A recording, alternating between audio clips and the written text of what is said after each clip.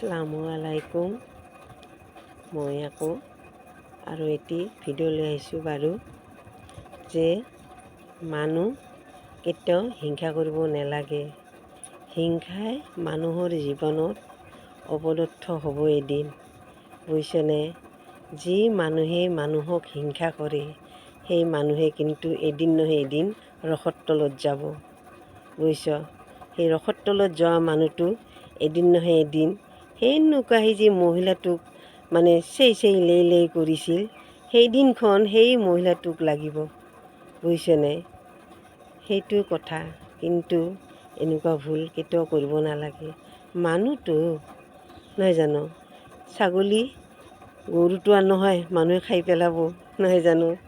কিন্তু ছাগলীও নহয়, এতিয়া মানুহ হয়, নহয় জানো? এতিয়া মানুহ হৈ পেলাই মানুহকতো খোৱা নাযায়, নহয় জানো?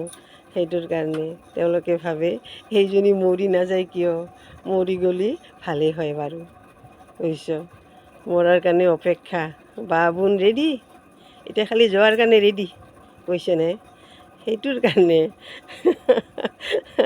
নেজানো আল্লাহ তাল্লাই কি ভাগ্যত থৈছে, সেইটো আল্লাহৰ হাতত, বুজিছেনে? আল্লাই যদি মদত কৰে নিশ্চয় পাৰ হৈ যাব, সেই দুৰ্গতি দূৰ হৈ যাব। আৰু যদি আল্লাহ তাল্লা সেই মদত নকৰে তেনেহ'লে নৰকতে ডুবি থাকিব, বুজিছেনে?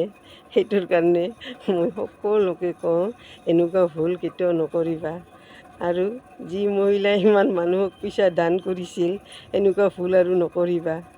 তাইতো আজি পস্তাই আছে আৰু তোমালোকেও নপস্তাবা এনেকুৱা তাইৰ দৰে, বুজিছেনে? এই ভুল কেতিয়াও নকৰিবা। একদম সত্য কথা, বাস্তৱ কথা এইবিলাক, সত্যবাদী ডাঠি